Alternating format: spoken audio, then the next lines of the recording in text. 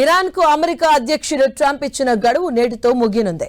ఇవాళ రాత్రి 8 గంటల వరకు ఇరాన్ కు టైం ఇచ్చిన ట్రంప్ ఆ తర్వాత ఏం చేస్తారు అన్న దానిపై ఉత్కంఠ కొనసాగుతుంది. మరోవైపు ఇప్పటికే ఇరాన్ కు ట్రంప్ ఫైనల్ వార్నింగ్ ఇచ్చారు. డెడ్ లైన్ తర్వాత ఇరాన్ కి గడువు పొడిగింపు ఉండబోదన్న ట్రంప్ ఇరాన్ దిగిరాకపోతే ఆ దేశ మౌలిక సౌకర్యాలపై దాడులు చేస్తామని హెచ్చరించారు.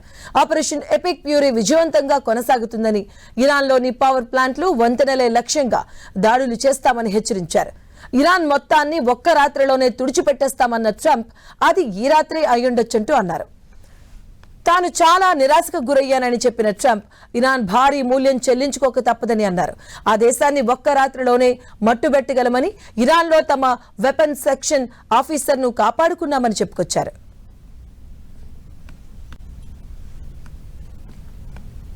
మరోవైపు ఇరాన్ నుంచి యుద్ధ విమానం పైలట్ ను రక్షించడంపై ట్రంప్ స్పందించారు. సైనిక చరిత్రలోనే అత్యంత సంక్లిష్టమైన సాహసోపేతమైన రెస్క్యూ ఆపరేషన్ విజయవంతమైందన్నారు. ఇక ఒక్కరి ప్రాణాన్ని కాపాడటం కోసం 200 మంది సైనికులను పంపడం అనేది సామాన్యమైన విషయం కాదని, ఇలాంటి ప్రయత్నాలు చాలా అరుదుగా జరుగుతుంటాయని చెప్పారు. ఈ చారిత్రాత్మక రెస్క్యూ ఆపరేషన్ లో భాగస్వామ్యం కావడం గౌరవంగా భావిస్తున్నానని, ఎంతో మంది గొప్ప వ్యక్తుల సహాయంతో ఇది సాధ్యమైందని ట్రంప్ పేర్కొన్నారు.